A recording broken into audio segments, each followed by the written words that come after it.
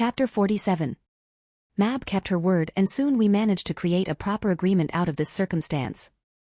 There were many variables and risk factors to keep in mind while styling a treaty between our parties, but eventually we got to the culmination of a lengthy discussion regarding this very matter. She was a subject monarch to my authority, with her fiefdom retaining a form of autonomy due to the divergences between men and fairies. And an embassy/integration office was created for the sole purpose of normalizing this relationship. A few fairies were escorted inside Londinium. They were granted the means to interact with our diplomats and take part in the effort of stabilizing any issues that might come about this kind of arrangement. With the recent purge, Mab had a mostly reliable fairy tribe to command, and they looked as eager as she was to use this change to gain safety from other attacks or invasions, mostly from other fairy tribes. Integration was meant to not only foster stability in the region and prevent new issues between humans and fays, but also provide a chance to further stabilize the situation tied to magic itself. By Altuo's personal estimations, if we managed to preserve even just this tribe of fays and allow them to prosper with us at the expense of their more negative traits, this could end up slowing even further the magical decline that the world was still going through. It would be essential, so it was decided to keep a cautious but still favorable approach towards this new circumstance until we could see it being as beneficial as expected or even more. There were just so many questions and unknown notions about that concept, especially since fays normally didn't cooperate with humans if not in special circumstances tied to heroes. Mab also had the chance to meet with Lyanna, and it was fairly interesting what happened there. The redhead picked up that the guest was a fellow fae, but she didn't seem outright upset by this circumstance. Instead, she was curious, cautiously so. Mab behaved through the visit and she seemed quite taken by the politeness and the relative calm of the child that had caused this whole mess. It was quite amusing to hear her sound so apologetic once that visit was over, assuring that there wouldn't be any intention to create trouble out of this very situation. In her words, Lyanna was not one that should be subjected to this kind of hate. And when she said that, I saw a heartfelt effort in being honest. And I could tell that was the most truthful I heard the fairy queen speak, even more than she did during our first meeting. And with that sorted out, the next mess to deal with was the situation with Rhea. After the few days spent helping with this recent affair, it also came the time to leave Londinium to deal with this distress call from the blonde. I still had a few perplexities on what the fellow king was troubled with, but I had a few theories that I believed were the true purpose, each being crazier to the other. And by the time we were meant to depart for this appointment, I also had to face a different issue in the form of Lyanna making a bit of a fuss regarding the guarding disposition. Considering the overall affair, I would leave the castle with a guard group made by Tristan, Lancelot, and 4 soldiers. The rest would remain at the castle, with a few assigned to the children's protection while Isolde took care of the girls with the assistance of loyal servants. So the issue that came out of it was adorable. Lya, if Papa says the knights have to stay, they will stay, I argued calmly, smiling kindly as I replied to the redhead's protest. Despite what one would imagine from a child as soft-spoken and quiet as Lyanna, she definitely got quite serious when it came to her role as older sibling, especially when it came to defending little Mordred. Still, the problem here was that Lyanna wanted to monopolize the operation when it came to protecting the younger girl herself. So she started to pout. But I can defend Mordred myself. I'm her big sister. My smile twitched at that as I knelt so I could directly look at her. She looked a bit uneasy at that development, but realized I meant well when she got a mere cheek pinch from my approaching right hand. But you can only defend Mordred from things you know about, dear. You don't have much experience against bigger and meaner attackers. She didn't look convinced, but I wasn't done just yet. Also, those guards aren't just meant to protect Mordred but you too. I assigned them to the two of you because Maya and I are worried about your safety as we're out to deal with this matter, so please don't make a fuss about it. Okay. I reached out and pulled her in a hug. We're going to get back as quickly as we can so we can get back to play and cook some more, okay? She huffed, nuzzling onto my shoulder and holding me tightly. Promise? Of course I promise, sweetie. Just promise me that you will not give headaches to your guards and Isolde. Lyanna slowly nodded. I promise. Now, I believe that you still have that responsibility of keeping an eye on your sister. Wouldn't want her to feel lonely, same for you. That got her to crack a smile. Okay, I will keep her company. I ruffled her hair, eliciting an annoyed groan as she mentioned how it took her centuries to get her hair done right, getting me to chuckle at her new source of irritation. Still, Lyanna was convinced, with the only one left to speak with being little Mordred. The girl had yet to properly speak, but she had learned how to start using some words and recognize a few people. Pa! The little blonde yelled with an upset tone, giving me a serious look, or as serious a toddler could be. Papa has to go, Mordred, but he will be back soon with Mama. She replied strongly, her tiny hands gripping tightly at my shirt, almost reaching out for my skin. Pa. Ma.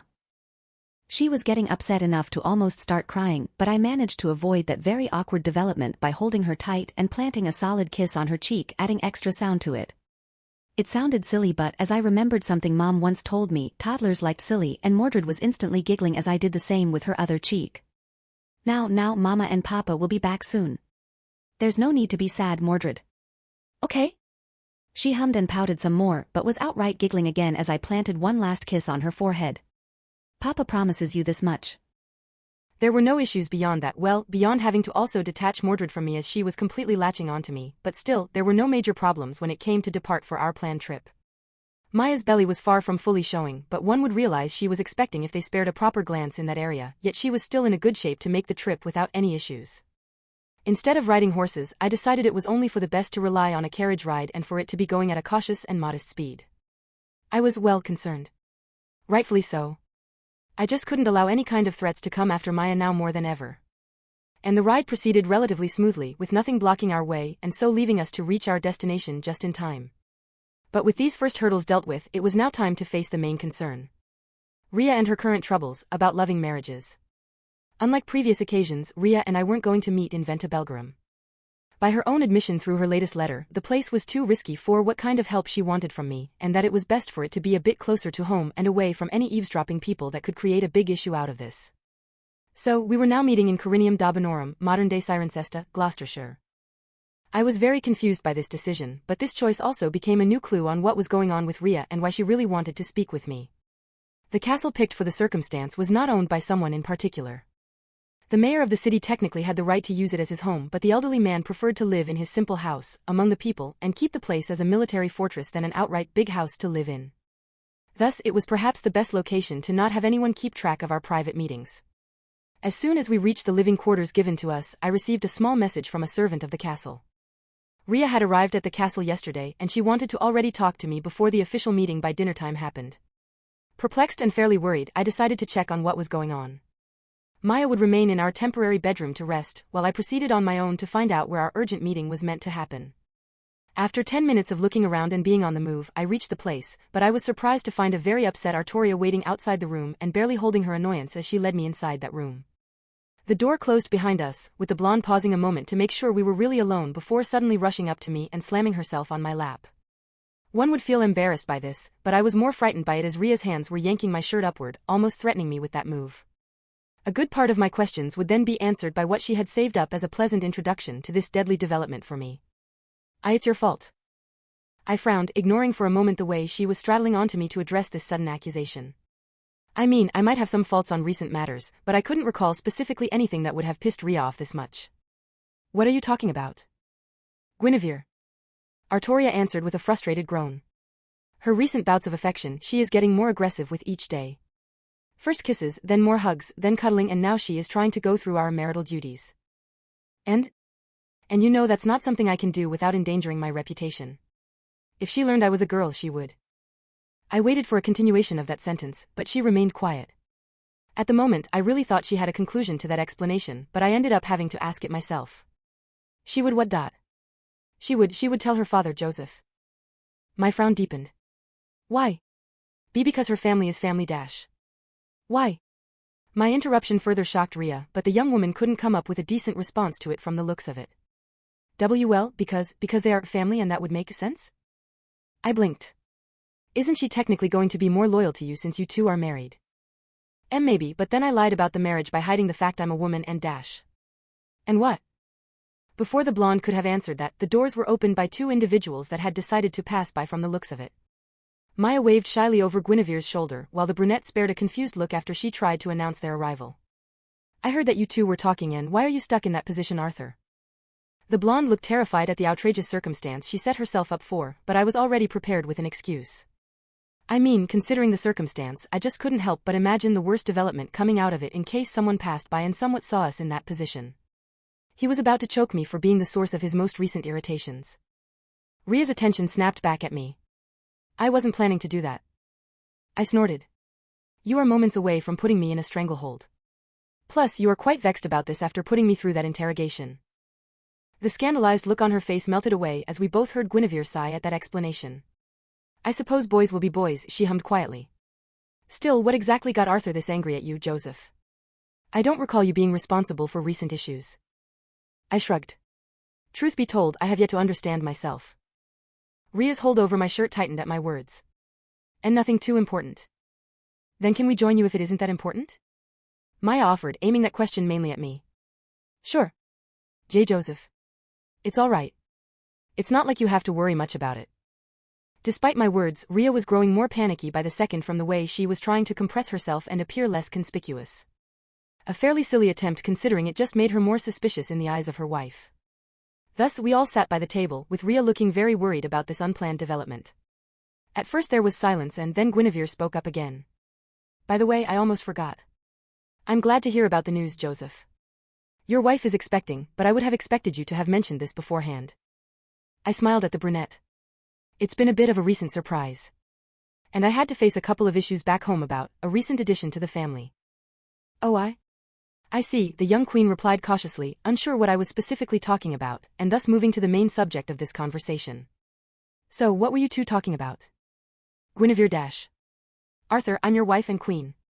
While I understand I have to keep by your side and just let you speak in official matters, I can tell this is not the case I just mentioned, the young woman interrupted her husband. I understand that you are upset about this affair, but I can see that I'm somewhat part of this problem. I raised a surprised eyebrow. How can you tell? Arthur has this telling sign that shows up when he is nervous about someone in particular. Like it happens when you are the source of trouble at times, he would just stare at you and try to make it seem like those are passing glances. I think I did see that kind of behavior before. Which is why I know it's about me somehow, and I would like to not be kept in the dark about it. It's complicated. Why? Make it less complicated. Guinevere looked at me. Joseph dash. He will not tell you. And it's about the fact you asked me that 2 nights ago. Our marital duties? Guinevere asked bluntly, Ria instantly blushing at it. Yeah. Why is that a problem? It's comply dash. I don't get it, Arthur. Why would you not want me? Why refuse your beloved wife to love you as intended by our vows? Why not just dash? I'm a woman. Guinevere paused, her body going stiff at that proclamation while her eyes widened as she gazed at her husband, no wife. But while both Ria and I were expecting confusion, anger and shock at this comment, the brunette did something else. She heavily frowned at the blonde and snorted. I was already aware of that. Ria glanced back at me with a confused look. You told her? I was shocked by that accusation. I dash. He didn't. I just had this suspicion ever since we started kissing this frequently, the queen interjected, defending me with that rebuttal. You might try to appear boyish, but your body is still tender, my beloved Arthur. And those lips, those are too soft to be of a man. And I also asked Merlin about it. He told me right away that you were a lady and that you picked this mantle because you were worried of someone seeking to ruin the kingdom as your husband, Guinevere further explained, her smile once more back on her face. Which is why I found this whole behavior foolish. Because you forsook something important that binds me to you. Ria frowned, clearly unaware of what she was talking about. I'm not dash. I love you, Arturia, the brunette interjected, stunning her husband. I don't care if you are a man or a woman. Even though I first thought you were merely a cold king that cared more about ideals than others, but then I realized that your heart is just shelved deep in you, away from revealing to most of those around you. And that's why I want to see it. I want to see that true self that makes my own heart beat intensely. I was stunned by these words. Guinevere had never given me the impression she could pull off such an intense and strong confession. One that managed to leave me floored and Ria blushing a storm at such proclamation. It was clear this admission came straight from the heart, a raw declaration that left us all incredibly surprised. Is this why you asked her to go through marital duties? I tried to reason, but I felt my throat lacking the strength to build up my voice at that comment. I recovered a bit later, yet this left me thinking that this was the most intense confession I had ever heard. Even Maya looked baffled by it. Obviously. One thing I learned from my father which I can't help but feel it's appropriate is that lovers need to know each other in their deepest. That's a sound advice. In a way. Not for this case and not with someone with Ria looking so shaken by what she had just heard.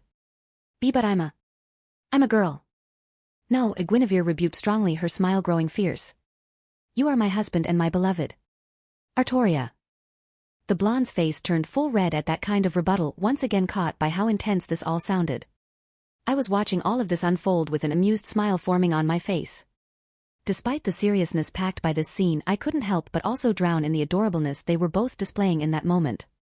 Maya giggled at the scene too, deeply entertained herself, and then something strange came up through that kind of situation. Something unexpected, unforeseen, and particularly bad. For me. Still, isn't it odd for two women to be entertaining this kind of relationship? Ria argued. I don't want to push you away, but it's quite strange, yes. And I actually don't know how marital duties with a woman would fare. It was indeed a dilemma. But Maya had a curious grasp about a possible solution to this question. I think Joseph knows more about it. My throat dried up at that sudden idea, and I was instantly put in the main spotlight due to it. The girls spared a look at me, then back at Maya, and once more at me. What? Surely not. How would someone like Joseph know about? Guinevere confidently stated before pausing and then frowning at me as she realized I couldn't look straight to her. You actually know about this subject? Something like that, I admitted, as I could tell from Maya's glance that she perfectly remembered something I had brought up while I was talking with her about Greek literature. I don't exactly remember how I got Sappho mentioned in that regard, but somehow she had to be thinking about the girl-on-girl romantic grasp that the poetess focused her literature on. It's not exactly a full-on knowledge on the matter, and I really can't help. You can, Ria sharply commented, her eyes narrowing on me. That was a lie. That's not . You are panicking, and that's a way to know you are lying. Since when? I tried to argue that wasn't the case. That it wasn't a good enough excuse to call my lie up, but Ria was giving me a stare that just showed no interest in believing any excuses I could come up with. I'm not doing this. Dear, please. They need this, Maya argued, trying to be reasonable and yet not about this whole mess. You can see that they are not in a position to ask anyone else, and Arturia trusts you the most about it. That doesn't help. That definitely doesn't help. I might sound prude for many, but this was beyond inconceivable in my eyes. Ria was a friend, a close friend at that end, and she was asking me to do that with her and her wife, and Maya was going to be there too. I just couldn't bear the thought of having to do this in such a risky situation. It was stupid, risky, plain idiotic, and Joseph. Jojo, the blonde's voice cut through the dread I was suffering at the moment. I understand. You don't want to deal with such a scandalous affair, and I can't fault you for it. I will not use our friendship as a way to get what would be best for me and Guinevere, but please consider. I don't wish to strain our bond, but the alternatives are worrying. Why, you could just experiment about it. It's not like it's even that difficult, I argued weakly, pulling away any mention of the crasser aspect of what the topic was all about. But while I made a compelling argument with it as it wasn't exactly a complicated mess, the truth was that it wasn't a matter of practice, but interest in going through with it without backing away from the intimate act. And the blonde spoke again, this time pouring out a request that made my whole brain halt at the simplicity and yet earnest value to it. I need you. This tone, Ria's tone, it was like the one she had after that heated exchange with Morgan. So weak, so fragile, so unlike the glorious king of Camelot, and so pure that it was definitely the true Arturia. I felt dejected by this. I could tell she was hurting, not because of what I was saying, but because of the overall situation we were all stuck with. Despite her bravery, Ria was still someone that had no chance to courageously delve into something like intimacy. Not without making risks she wasn't up to face in the long run. It was the inner unrest that consumed her in a grind formed by reluctance and willingness to give it a try. And that's ignoring the way she was addressing this to me and how the others were doing the same. Guinevere was trying to adapt to a new marriage situation. Maya wanted to help, but she knew I was the one with the means to support these two. And then there was Ria. In her eyes, this still felt like manipulation, one aimed at me, someone she had come to trust a lot in recent times and that still cared much for despite the few bumps along the road. And I knew that regardless of the answer I picked, she was still going to feel miserable about it. Fuck, why is this so complicated? I will consider it and deliver a message after dinner. That was enough to get a thankful look from Guinevere, a relieved smile from Maya, but still a nervous glance from Ria. She looked so upset to herself for this whole mess. Don't look like that. I'm not angry, upset, or anything. Not with you. Her blue eyes looked up at me from the surface of the table. She looked ready to cry on the spot. Don't. Please don't. That's what I ask for. Instead of nodding or keeping quiet, Ria stood up from her chair, calmly walked around the table and towards me, her posture slouched, tired, and still upset. Soon, she crashed onto me, but unlike it happened earlier on, her frame felt too eased, too limp. She quietly wrapped her arms around my neck and set her chin on my shoulder. The other women watched this unfold, surprised but overall uneasy as they realized how much of a toll this represented not just to me but Ria herself. I said nothing, feeling tears land on my shoulder as I calmly hugged her back. I couldn't lament the fact she disobeyed my request, but I could at least provide some comfort that way. This whole mess. It's just pure awkwardness. And the fun had yet to begin.